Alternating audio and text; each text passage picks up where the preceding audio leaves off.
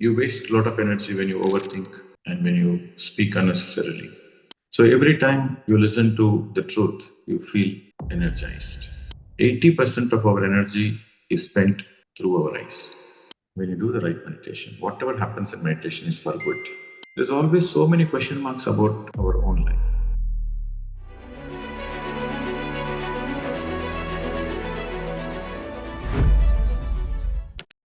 So we continue with the questions. So if you have any questions regarding meditation, science of meditation, you can raise your hand and ask the question. Shraddha, Good morning, sir. good morning.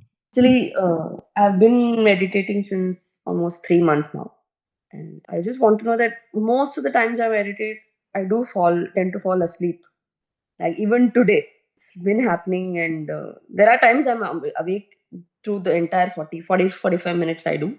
But I do fall asleep. I get up again, I realize, and again I fall asleep. That keeps happening. I want to know if that's okay and how do I improve on it. So there are a few things you can do. So if you're falling asleep in meditation, which is okay, right? You don't need to be worried. It's still okay. It's still part of the meditation. Okay. But why you fall asleep? Meditation is supposed to be you should be aware, you should be alert, you should be focused. But why are you falling asleep? You're falling asleep because you have very less energy. Maybe you're thinking too much, right? You're overdoing the things and you get energy drain. So even to sit in meditation, you need some energy. Okay. Right? So when that energy is very low, then you get into a sleep kind of sleep. Okay. In meditation is a fast recharge. You can call it as yoga nidra. While you are in meditation, while you are in Raja Yoga, so there is a sleep induced. So that is yoga nidra. So what happens in this yoga nidra is it recharges quickly. It recharges your energy body, it recharges your body very quickly.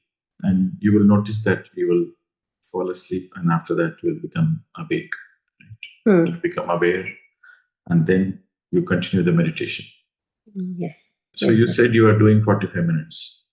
Mm. That is not sufficient for the kind of lifestyle you are living and for the kind of issues you are going on in life. So that 45 minutes is not sufficient. So you do more meditation. Okay. So make it 2 hours. Morning 1 hour, evening 1 hour. Just notice for 1 week.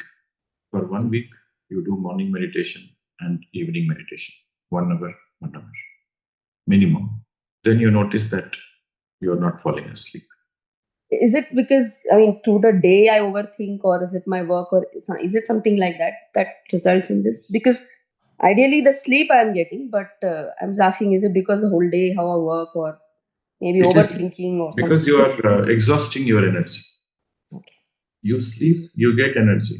Hmm. But in the daytime, you overthink, you I overspeak, do overthink, I think, yeah, because there are some issues, and probably that's why. Yes. you waste a lot of energy when you overthink and when you speak unnecessarily. And because of the lack of energy, you tend to fall asleep in meditation. So do more intense meditation, number one. And practice mindfulness. And whenever you catch hold of yourself that you are thinking unnecessarily, stop thinking. Stop thinking and be present, be in the present moment. If you are cooking, focus only on cooking. If you are cleaning your house, focus only on cleaning the house. Don't do multitasking, do one thing at a time. So practice mindfulness. Then naturally, you conserve the energy. See, this is all about energy management. Okay. So let me tell you another interesting thing. If you want to progress in your spiritual journey, energy management is very important. There are two aspects to the energy management. One, you try to maximize the energy. And number two, you try to conserve the energy. So, maximization of energy and conservation of energy. In meditation, you maximize your energy, right? By being mindful, you conserve the energy. Anything you do mindfully, you conserve the energy. Okay. There are so many examples.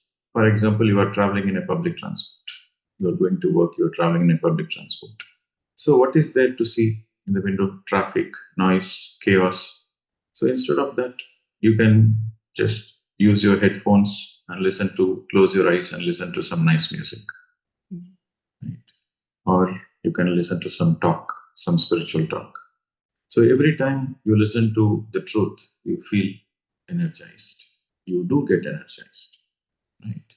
And when there is a nice nature, when there is something beautiful scenery to see, then you open your eyes and see. Other than that, you close your eyes. So it is through the eyes we spend maximum energy. 80% of our energy is spent through our eyes. And most of the people, they use the phone more than needed. Phone is meant for communication, but they use the phone for scrolling the videos, for watching the videos which doesn't empower them, which doesn't give them proper knowledge. So every time you are using the phone, you are watching the videos, you are scrolling, it is a waste of energy. So you have to keep a time. Okay, every day I'm going to use the mobile. If you're watching videos, I'll use 1 hour video. So in that 1 hour, I will select which videos I want to watch. And you have to watch your time. Give a hard stop and then put it aside. There is another technique to conserve the energy. In the night, for example, if your pattern is to sleep at 10 p.m., so make sure you put aside your phone 2 hours before you sleep.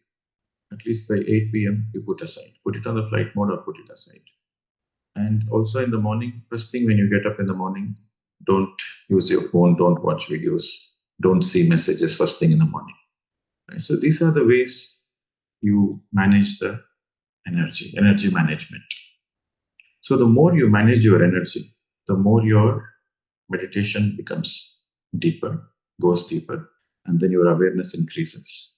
And then you will access more energy, you will harvest more energy. With proper energy management, you will harvest more energy. Okay, so do this experiment for Yes. 1 week. Okay, sir. Yes. Thank you. Thank you. Yeah, welcome. Naveen. Sir, happy morning. As soon as I sit in meditation, body movements will start. I'm fully aware that I'm not moving, but I see that it happens when I sit in meditation. So, is this normal or like how do we take this? It is very normal. How many days you are doing meditation? It's been 3 years, more than 3 years. 3 years you are doing meditation and you don't know it is normal. That means you are not doing the right meditation. What kind of meditation you are doing? So I just close my eyes and start observing my breath. So after that, I see that yes, suddenly my head rotates and my body swings. So I'm observing that. So the surprising thing is you've been meditating for 3 years, and number one, it is still happening, which shouldn't be the case. And number two, you don't know why it is happening. So that means you are not sincere in your meditation, you are not regular in your meditation. Or maybe you are doing too many other techniques of meditation, or you are following too many teachers and you are confusing yourself. See, this is a very simple phenomena that when you are meditating, you receive more energy. You receive cosmic energy. And when you receive cosmic energy, your etheric body recharges and your astral body also recharges. So you feel an astral movement. Sometimes it is your physical body moving because of the energy readjustment. Right? During meditation, you receive energy. So your physical body moves a little bit because of the energy readjustment. Or sometimes your physical body is still, but you feel like moving. It is not your physical body moving, it is your astral body moving. Right? So this is a very basic understanding in meditation. And if So you are doing everyday meditation sincerely for 3 years, this wouldn't have happened because all these experiences in meditation where your body is moving, all those things, it happens only in the beginning of meditation, only when you're a beginner. And if you're doing every single day, then it doesn't happen. You get into a natural stillness, you get into a meditative state. okay, from past 3 years, there is no day that I have not meditated, and almost like 2 hours. It is Weekends, not like possible. You are saying that I'm boiling the water at 100 degrees, but it is not becoming water vapor. That is what you're saying. It is not possible. What does the science say? The science says when the water reaches 100 degrees, the water becomes water vapor. That is science. It cannot be any other way.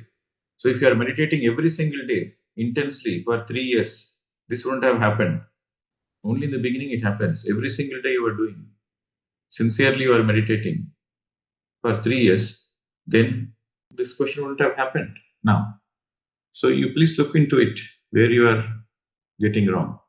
You introspect, you ask yourself what exactly is happening. But at least take this 21 days as a benchmark. Okay, so these 21 days, you join the group meditation every day. So we are meditating at least for 75 minutes every day in the morning. So you join the group meditation. So by the end of the 21st day, you will see a lot of change. Sure. Thank you very much. Yeah. Next, Jaya. Namaste, sir. My name is Jaya. I live in Raleigh, in the state of North Carolina, USA. So my question regarding the general meditation is, sir, I get a lot of visualization, and as soon as I open my eyes, I forget most of them. Is that normal? So you meant to say that you get a lot of visions. Visions. Yeah. So you get a lot of visions in meditation, and when you open your eyes, you forget. Yes. It is perfectly okay, and it is also very normal.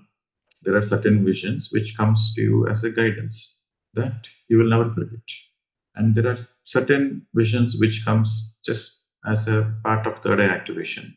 So it just comes and goes, and those kind of visions you will not remember. You will not remember because it is not needed at that time. Maybe in the right time it comes back to you again. Right? So you don't need to be worried about it. See, the simple understanding in meditation is when you do the right thing, when you do the right meditation, whatever happens in meditation is for good. That's a very simple understanding. I want everybody to understand this. When you do the right meditation, when you understand the science of meditation, and when you practice it in the right way, whatever happens in meditation is for good. Right? Whether you are going through body pains, or whether you are going through pins and needles, or you are going through emotional discomfort, or your body's moving this way, that way, or sometimes you are feeling low. You sometimes, people feel that, they are meditating, but their mood swings are very intense. In spite of their meditation, their mood swings are very intense. So they might be a bit surprised because meditation should make them emotionally strong. But why they are going through this up and down emotionally? So you have to understand that everything is for good, because before you become emotionally strong, you will go through this up and down in your moods. And before you become physically healthy, you will go through a certain physical healing process, which is pain or cough or cold. Sometimes when you meditate intensely, you get some cough, cold, headache, sometimes fever also. So all it is all healing process. So when you do the right meditation, whatever happens in meditation is for good. Right? What is the right meditation? The right meditation is sit comfortably, let go of all the expectations, just let your mind surrender to the breath and be sincere. Whatever might be the distractions of the mind, come back to the breath. Right? So that is the right meditation. And have no expectations and no visualizations, no mantra. So just simply get into a pure observation of your natural breath. So that is the right meditation. So whenever you are doing this right meditation, you don't need to be worried about anything. You are in the right path. Thank you, sir. There's no more questions. So, but today, as part of this 21 days, I want to give you a task for all of you. So the task is you are meditating anyway in the morning. So along with it, read some spiritual books at least for 30 minutes every single day. You make a point that without reading the books, the right spiritual books, you will not go to sleep. So every day, read some books. The books of your own choice. We can give you a recommended list. I will ask the team members to post the recommended books list in the group. Right? See, reading books helps you, motivates you to do more meditation. Reading books doesn't give you knowledge per se, but reading books motivates you to do intense meditation. Number one. And also, reading books helps you to understand the bigger picture of life. There's always so many question marks about our own life.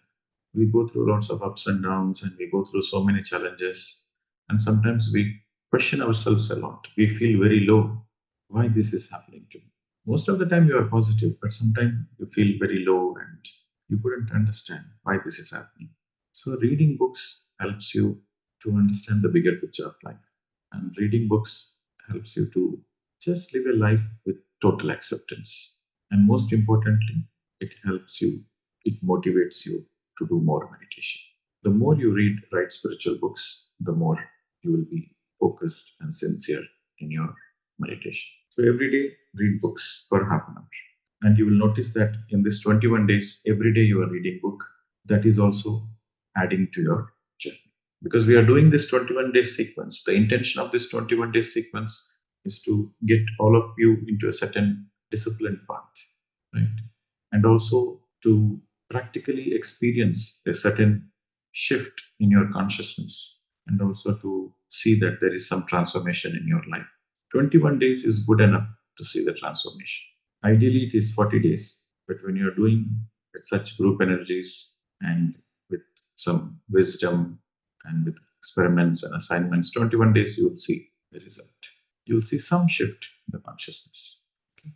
So, along with reading books, the other aspect is the number two is every day spend some time to declutter your home.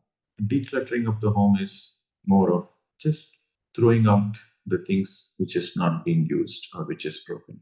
Every furniture or every item you keep in your house, it takes up some energy. So you are keeping things which is not used, you are just accumulating it so that you have a certain psychological comfort. It is simply wasting the energy. So make sure whatever you have in your house, you have the things what is really needed, what you are using it. Of course, valuable things, precious things, you keep it in the locker. I'm not speaking about that. I'm speaking about cleaning the house, keeping it clean and tidy, simple. So sometimes people clean where they dust it and keep it back. So that is not cleaning, that is not decluttering. Decluttering means you choose what should be in your house and what should go out of your house. What you use, you keep it in your house. What you don't use, it is simply taking up the space and energy.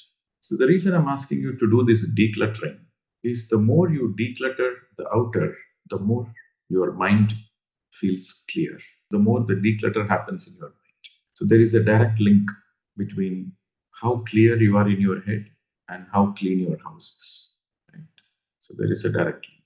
So every day you focus on decluttering the house consciously, mindfully, clean the house, throw away the unwanted things.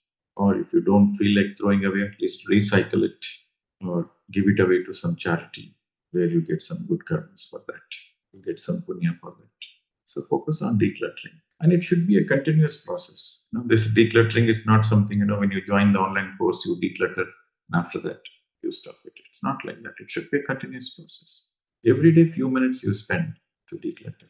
So these are the two tasks which you will be following throughout this 21 days. And also ask questions. If you want clarity on certain topics, you can also ask. And based on your questions and based on your request, we'll go with different topics. Thank you very much. We'll see you again tomorrow.